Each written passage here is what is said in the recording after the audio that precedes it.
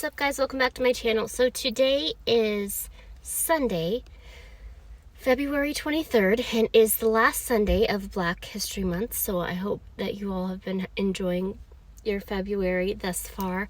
Oh my gosh. Something that had been on my mind to talk with you guys about today had been listening to the Holy Spirit when He is speaking to you.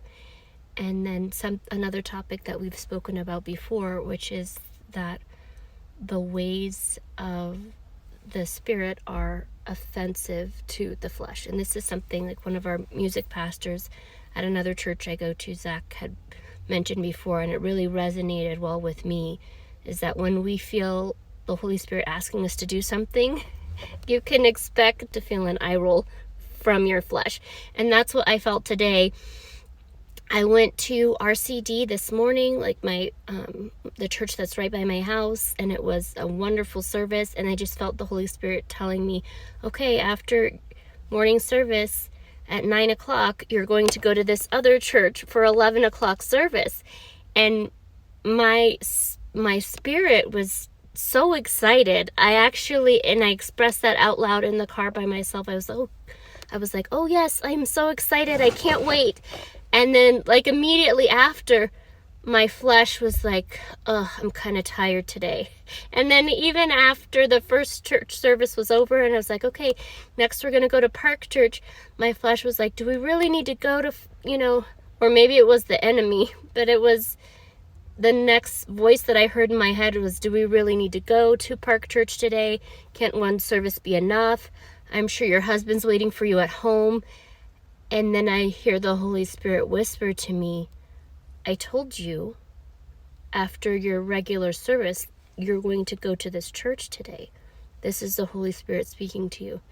I'm so grateful for that discernment and for the times where I've prayed like, Holy Spirit, please show me when it's you talking to me so that I can honor that voice and obey.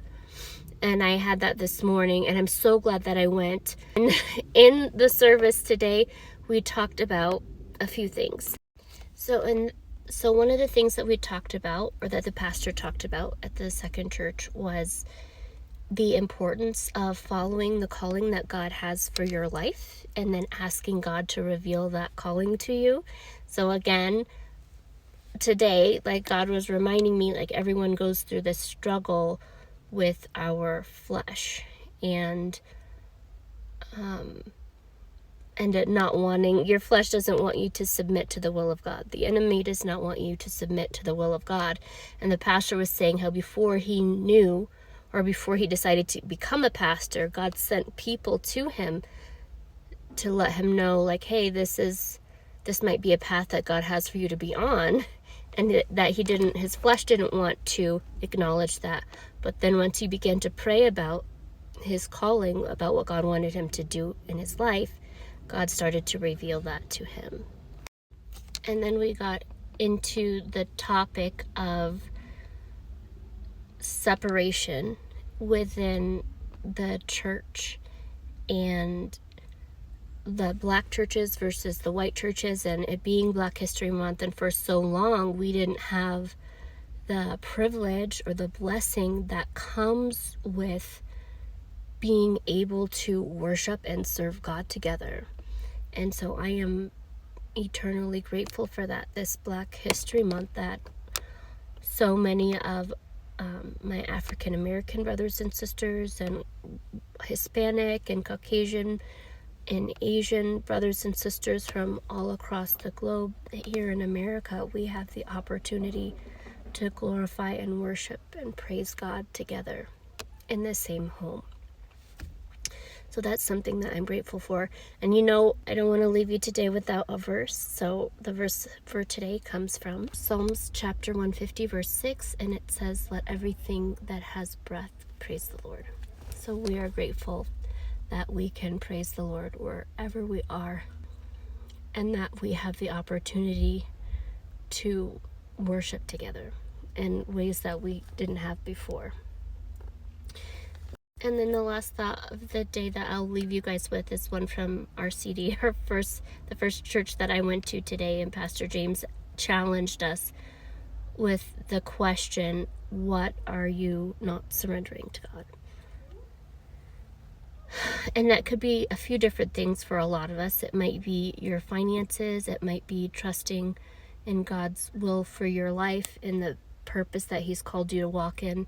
It might be in being kind and humble to other people, that you're worried about surrendering your kindness and your meekness and following Christ, that will be misinterpreted for weakness, and as a result we are withholding our love, right? We're withholding our Christ's like behavior from other believers and non-believers.